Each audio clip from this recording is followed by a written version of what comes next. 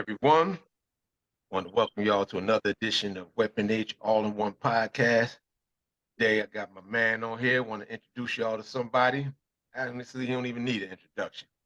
This guy's a legend in hip-hop. He's DJ'd all over the world. Some of the biggest names in the industry. You get my superstar stage Glasses on. DJ Diddy, Jay-Z, Biggie, LeBron James, Derek Jeter, Mary J. Blige, Tyrese, Kevin Hart, CeCe Bathia, just to name a few. Well, I'm DJ. I'm Mary DJ now. Okay. I don't think I'm a DJ for nobody else but Mary. Nice. And then I'm gonna go to grave with that one. Well, that's that. That go way back. So you got to do Mary. You know. Shout out to Miss Blige. No doubt. Yeah, he's been there. Grammy events, Essence Music Festival. Just trying to work, my brother. All-Star with CIAA Rock Nation. I mean, if it's a major event, you're going to find this joker spinning. Ladies and gentlemen, my man, my brother, DJ SNS. Absolutely. Best trainer in the game, bro. Oh, man. You're going to see me, I'm going to be skinny SNS because of this man right here. Yes, sir. Yes, sir, man. Yeah, I'm loving it, man. The guy's getting in there. He's getting it done. So to start off, man, what made you want to be a DJ and how did you get started? Well, I got a documentary coming soon. Okay. I'm working on it. So basically from the start, carry crates for the Treacherous 3. They from my block. So, I carried crates for the Treacherous 3 and I got the job because I outworked all the other younger kids who was carrying the equipment, help carry equipment and everything. So I carried the crates for Easy Lee. That was Treacherous 3 DJ. So, we live on the same block. He lived on 28th Street. I live on 30th, and that's right up the hill.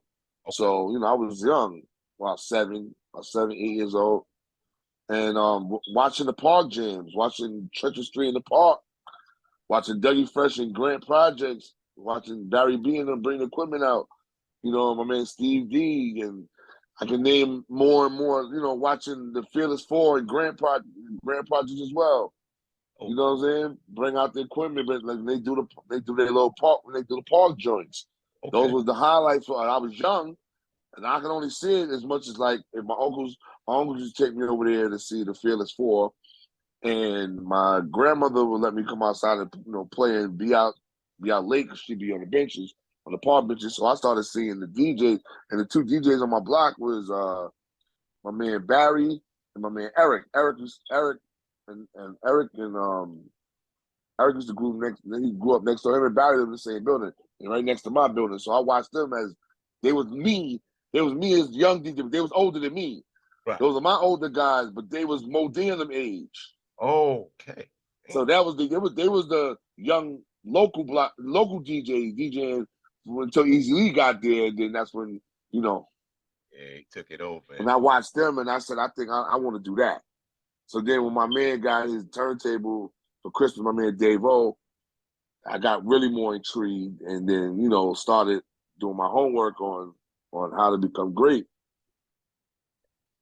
And then boom, went from there, watching all the greats, Hollywoods, Starsky, rest his soul. Starsky put me on when he came out of jail, he put me on. And I learned a lot from the older guys, Clark Kent, another one. So that's dope. A lot of legends. There's a lot of legends I learned from. Orange Juice Jones lived in my building. Oh, wow, words? Okay. Spoonie G lived in my building. He was upstairs dating a girl named Carol on the 5th floor, but he was living there.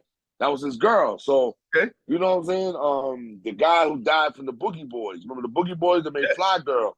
The one that wore the yellow. His mother lived on the 2nd floor, so he used to come stay. Yeah, so I grew up kind of around hip-hop royalty. Hip-hop royalty, Doug is from Manhattan Avenue. You remember Doug, just saying Doug in B Street got me real excited. You remember he was in B Street. You looking at a major movie, you saying, oh, that's Dougie Fresh from down the block. Right. And the Treacherous 3 was in B Street. A lot of people was in B Street. So you know how, that just the culture. Like I want people to think that I'm a fly-by DJ. I came up around the culture. So I came from, and I've been rocking for decades. I did my learning process as a DJ in the 80s. I came out as a mixtape DJ in the 90s. That's when I came up. 2000s, I was hot as hell. I got hot. I got hot and known around the world in the late 90s and 2000s, and then 2010 and now I'm just, I'm still here, still rocking, still relevant. Nice. That's 4 decades, man. And in this game, that's a lifetime, bro. 4 decades, man. It'll still be 4 decades. It'll still be your name. Still people screaming for you. People still saying, yo, this nigga is the greatest, one of the greatest DJs out here. I take that prideful, man. That's great to me. Man, that's a lot of guys in hip hop now. It's even hard for them to remember your name, much less know your body of work. So, man, that's big. Tell me about it. That part. Appreciate it. Man, really. So I don't never take those blessings, because I could have been out of here a long time ago just because of my health and shit like that. But then, sometimes I look at it, God give you a chance to hit your mark. Some people didn't get that chance to hit their mark, but I just take it every day as a blessing that God let me stay here to hit my mark. And I'm not gonna let him down. I'm not gonna let him down, or people that count on me let them down. Doing no dumb, silly shit or nothing. I'm just gonna be the DJ, best DJ I can be. Yeah, like that. I see you've been around everybody, so you might have some influence. Did anybody inspire you to come up with your particular style? Because everybody, back then it wasn't about being like somebody else. We always took something, but we learned from people, but we always was into creating our own style. I mean, look at the MCs, DJs, everybody back then. Yeah, absolutely. Well, watching them, watching Mo D and them and Easy Lee, watching Easy Lee do him. Then I got introduced to Easy Rock. Oh, okay. So remember, like, I used to go to the Mike and Dave parties. There's parties in Harlem called the Mike and Dave parties. So we used to go to the YMCA, IS 201. So that was the going out crowd. My man Chuck Black, a friend of mine, one of my best friends at the time, he was like, yo, we got to leave the block. We got to start looking at things outside the block. Like, it's parties. Let's go to these parties. So I used to sneak and go to his house, and my grandmother thinking I'm in that crib with him when we at the parties. Right.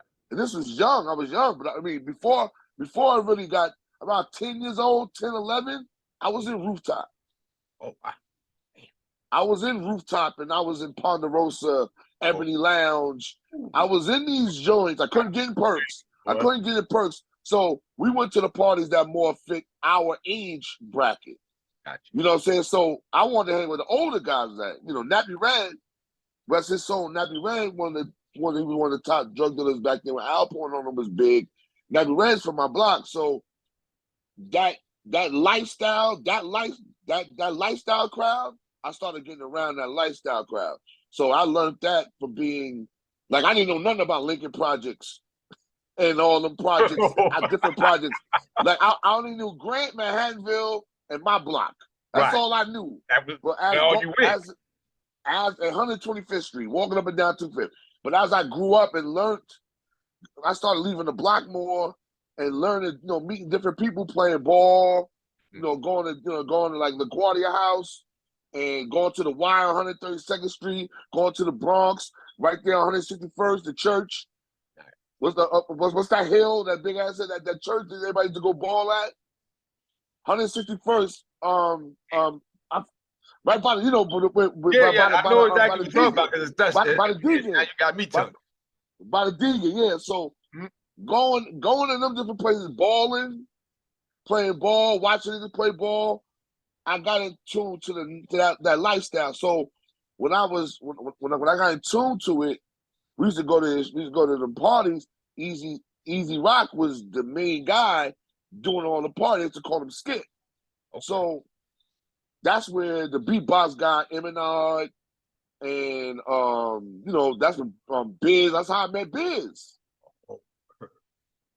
That's how I met Biz, and I met Kane back then. When Kane was dancing. Kane was dancing on lunch tables in 201 when they performed. When Rob Basin was performing. Right.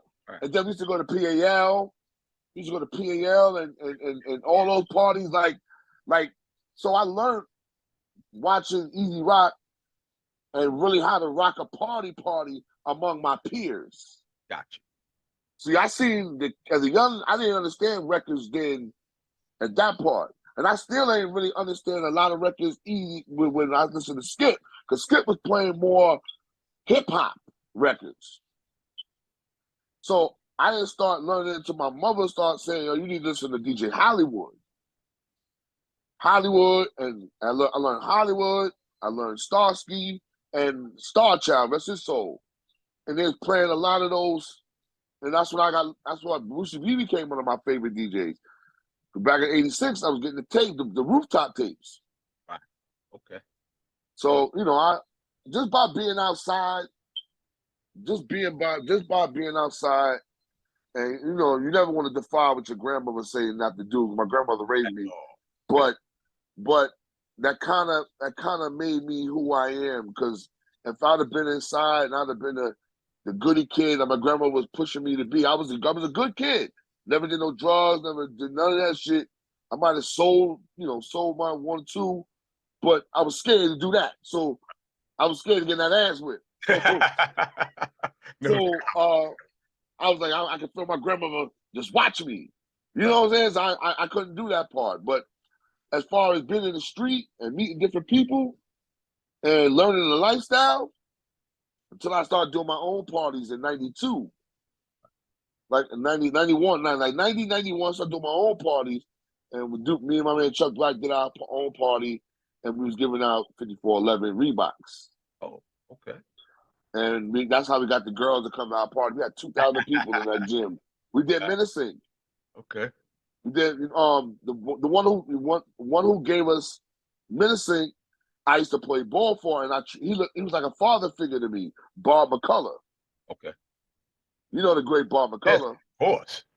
So great Bob McCullough used to look at me like one of his sons. Shout to Malik. Malik is one of his sons. Malik, that's a good dude. But Bob McCullough used to treat me like that. And when I needed the gym to do the party, I got the gym, and he gave us a gym, and we made money. Nice. That was my first time I had $4,000 in my hand. That was my money. I never had. My grandmother was giving me $20 to go to movies, and then the most money I ever had was like maybe $150, $200. Right. And whatever Nappy Red gave me, a little $200, $300 here. But I never had $4,000 in hand. Nigga, I went crazy. Started buying. I bought like 10 pair of sneakers. I bought 10 pair of sneakers. I bought like about 15, 20 pair of jeans. Right. Like I stacked up. When that money gone, my nigga, I gotta be fresh. Right. That's what it was about then. Then you was in Harlem, so you had no choice. You gotta stay fresh. So I went from wearing 2 pair of jeans all the time to I got multi jeans. I got crazy jeans. I got crazy shirts and jeans and sweaters and jackets and shit. But then I started taking the DJ shit a little more serious. And like 92, 93, when the mixtape started surging, I started getting a little hot in the mixtapes. 94 is when it started taking off. I started doing mixtapes about 92. Okay. The DJ SNS started officially, professionally 1990. Okay. But I wasn't even DJ SNS back then when I was watching. Okay. I was trying to find a name, but I took the name from the SNS Club. Okay. That's why I took it from the SNS Club. Okay. Because I was in SNS Club that's where Star Child's home. Mm-hmm. So I went there one time, and the night I went is where Capri battled. They had King Capri battling Star Child, and I was there with Nappy Red, and I watched that, and I was fascinated because that style of DJ was a total different DJ. Right. So I remember I came up with the park DJs, which Easy was. Easy was more than a park DJ. Then I came up with what's the name? I came up with Easy Rock. He was more of the younger guy, our age DJ. But I never heard. But when I started being in the lifestyle, listen to Star Child and, you know, Capri and Brucey B and Love Bug Starsky, I started hearing old school R&B. To me it's old school R&B, but to them that's the hot records, Computer Love, Right. and I Found Love and all that. I ain't know nothing about these records. Nice. And then I got a job at Rooftop and doing the skates. Then I started being, you know, that's why I started learning that part of the game, and that's what made me be a different. That I want to be this DJ. I want to be the party DJ. So when Kid blew up, I always emulated Bruce, because Bruce was from Rooftop, so he's the main DJ at Rooftop. So I was on Bruce style. Gotcha. Bruce was the flamboyant talking, you know, he's talking flamboyant. But when Kid came out, I used to see the way the crowd used to react to Kid when he walked in the buildings. So that turned me. I want to do that. Nice. That's the DJ I want to be. So my first mixtape was old school. I mimicked Kid's first old school and kind of did a little different, but it basically was the same shit. Gotcha. Yeah. And, you know, I tell me and him talk about that shit all the time. And then after that, you know, people like my voice, my hypeness of my voice, my energy. So my energy kind of sold my mixtapes. And I use the energy in the club the same way, playing records. Right. Want to bring that same. Okay. So that kind of, I just took the style. I took the style of my forefathers, which was Hollywood, Brucey B, Love Bug Starsky, Easy Rock,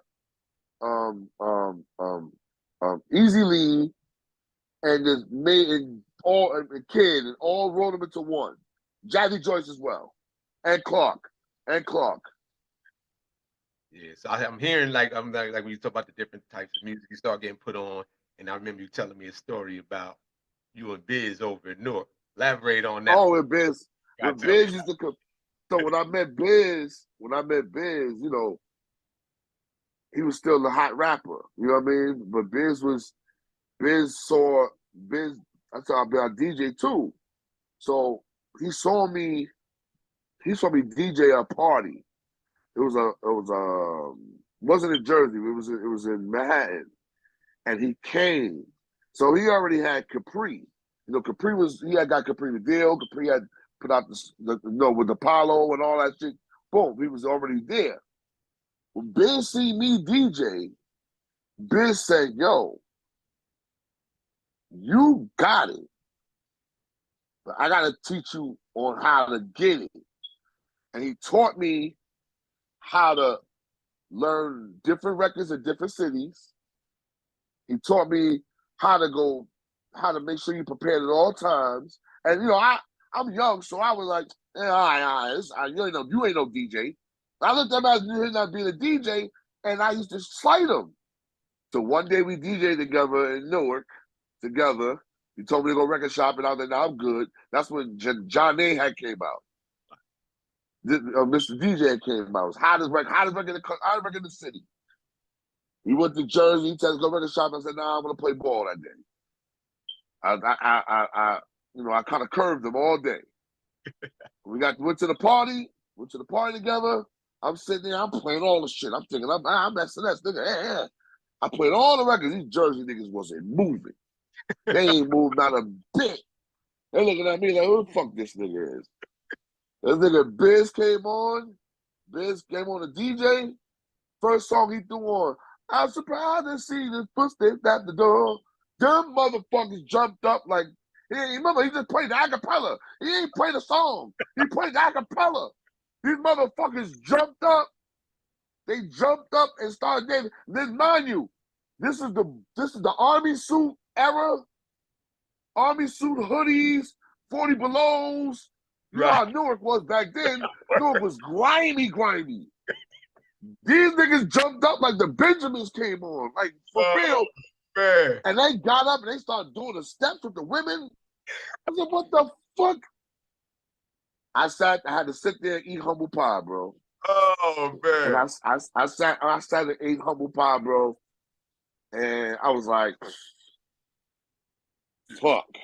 So, and he told me that I spent the night in his crib. He told me, I told you. Then that next moment, he took me home. He took me home early that morning. but he stayed and had breakfast with me. So, and he was talking to my grandmother, and he told and he was like, Nanny, I took her. We went to Jersey last night. We was in Jersey, right down the block from my house. We was eating. We said, oh, he told Nanny, yeah, I told him let's go record shopping. I was gonna pay for it all, but he wouldn't listen. He was being hard. He said, yeah, Biz, he's hard headed. He's like that, he's just like his damn mama. He's hard headed. So he said, yeah, I told him, and I kicked his ass. And she said, good. He needed that. He needed that spanking.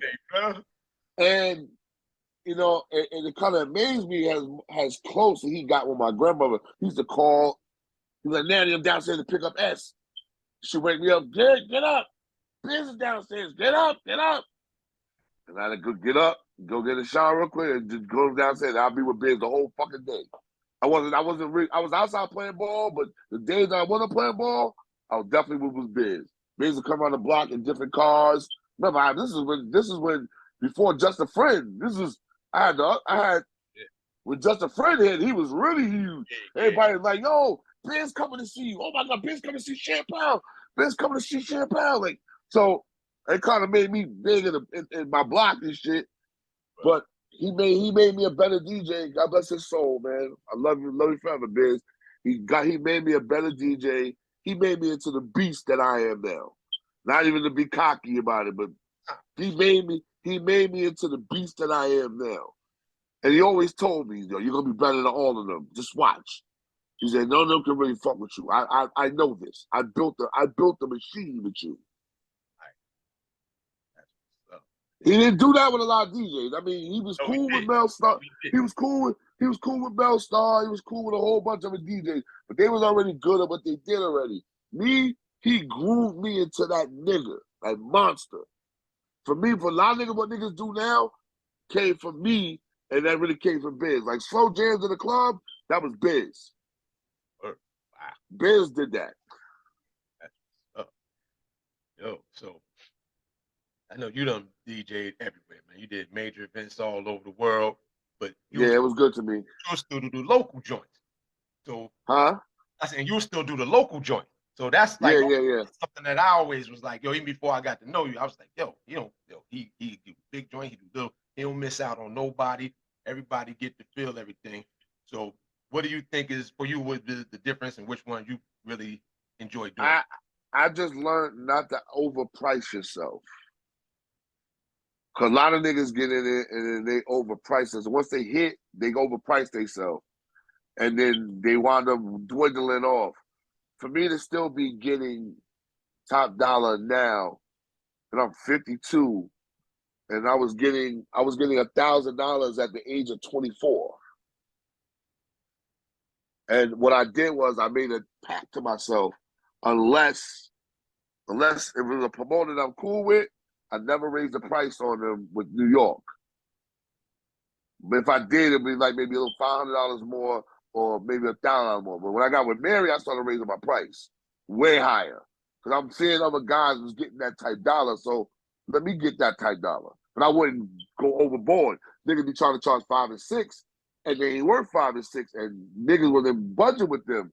But me, I hit them with 3,000, 4,000, or sometimes 25, sometimes $2,000.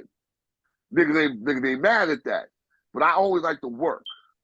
But I'm not gonna sit here and take no low money, because I can sit in my house and play Madden all day. You know me, I don't have no problem with that. See what I was doing before we got on this Zoom, I was playing Madden. And it's my day off. My wife is gone. I got 2 days by myself. You better believe I'm gonna get my games in, nigga. A whole hair over there, boy. I'm gonna get my games in, watch some movies, do some beats. Nice. That's dope. So I've been a lot of places. I've been at a lot of cities, all the more. I did a lot of homecomings. I just thought I'd never overprice myself so I could be available to do all type of parties. Corporate, hood joints, alumni joints. Like those are I like alumni parties. So now I pick my type party because a lot of people be mixing old school with new people with old people, and that doesn't fix for me because you think about it. Mm-hmm. You think what if I'm taking switching here? I gotta get them going. I gotta get them going. I gotta get them. If I take care of my old guys, the young niggas is first thing to say, "Oh, they gonna whack. They play all this old shit." So you don't want that narrative on you. And if I start playing all that hood shit, the old people gonna be like, "Man, why the fuck is S is off today? He playing all this young shit." So I was like, you know what, man? You're not gonna trap me into that shit. I'm gonna do this and do this, and that'll be that. Yeah, you've been at it. I mean, you said your age, but I wasn't gonna say it. But you said the age, but you've been at it for a long time. And recently, I saw Nas shout you out on song First Time. Things Disease. Well, you know how the Nas shit. Getting that shout all these years, man. Nah, Nas is damn. So Nas, we done when Nas came out with his album first, when he put his album out, I played it on a mixtape. Hold on, I'll have to call you in 20 minutes. Yeah, when Nas came out with his before Illmatic, I used to I had a mixtape and I played like 7 Nas records before his album came out. And back then I was kind of, I was young, so I was just I got the songs and I'm playing them. That's how I was. So I went to Queensbridge. I went to with Cormega. I was cool with Cormega at the time. And I was cool with Cormega, Tragedy Gaddafi, Havoc and them, Mobb Deep. I was cool with them because they was in the Muse. They used to be in the Muse. I used to DJ this club called the Muse. I stayed in the Muse. Remember how the Muse was? Yes, sir. You know how the Muse was. So the Muse was a big part of my upbringing too, because now the name dwindling with the mix. I mean, the name is rising with the mixtapes. I started being down in that downtown circuit a lot. So I remember DJing with the Bush Babies when MOP first came out, when the Tip of them first came out, when Onyx and them was Onyx and them was down, but they were down with Profile Records before they got with Def Jam. So and Mobb Deep was signed to 4th and Broadway. Right. So I played Mobb Deep first single in the Muse. Those guys used to come to the Muse, and I used to play their records on a consistent basis in the Muse. Like, once the word got out that SNS is playing niggas records like that in the Muse, my name started to get big in the industry among the rappers, especially the rappers. Like MOP with the home team, Lazy Lays, shout out to Lazy Lays. That was the manager of MOP. Billy and Dan, those my guys. I used to play their records crazy in there. So I remember I performed. Pac performed. And that's the night I bet Big. Pac performed. Big only had the only record Party of Bullshit. Okay. He only had Party of Bullshit. So I met Big that night on stage because he came over to me and said, "Yo, we about to do the part on Party of Bullshit when we fight." I said, "I know about that." He said, "We're gonna fight. They gotta know that we're not fighting." So they all stayed about 50 deep. So the kid Stretch from Queens, right, I know. Yeah. He was there. All them niggas was there. They deep. They about 50, 60 deep. Big come on, then a fight break out. They start all fighting. And I'm on the mic, chill.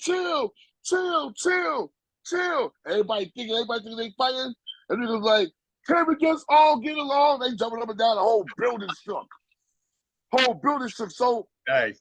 When I when they finished, Pac came to the DJ booth and was like, "Yo," he said, "Yo, I like what you did. You made it seem like it was a real fight. The chill." Big was like, "That's the guy right here. That's this DJ SNS," and that's how I met Pac and I met Big in that one night. Nice. That's dope. I got a picture with Pac on 25th with Love Bug, Kick and Pre, a couple other people from Harlem, Scoop and Scrap. Okay. legendary picture. It's a legendary picture. Pac was like that. Pac used to walk by himself, no security, with that leather vest on. He had a leather. I said, I used to be like, yo, man, you can't be from Harlem wearing this leather vest. He's like, shut up. He's like, shut up. Remember, he's from Harlem. Yeah. Yep. No doubt. He's in Harlem. Down to Baltimore. Born in Harlem, yeah, exactly. Yep. Yo, so, I know a lot of our combos, then you flashing around that damn banner in the back of your head over there. I know you're a big Patriots? Absolutely. What do you think about Patriots so far not making that move on Lamar Jackson at this point? I mean, I think they're gonna wait. I think it's gonna happen still. But I think that last year we didn't have a coordinator, and that kind of stuck us last year because we got a good squad. We had a good squad last year. It's just that not having that coordinator messed us up. But I know what Bill was doing because Bill got tired of, and this will happen to any coach. If every year all the teams are calling your coaches to come play for them because they see you're winning. Your team is known for winning all these years, so let's go get a Patriot coach. And Bill's not gonna tell nobody, yo, I ain't gonna stop you from getting your money. Like, go ahead, get your money. And they'll take that coach. That coach gonna go for a head coaching job or more money because they can ask for more money because they was under Belichick.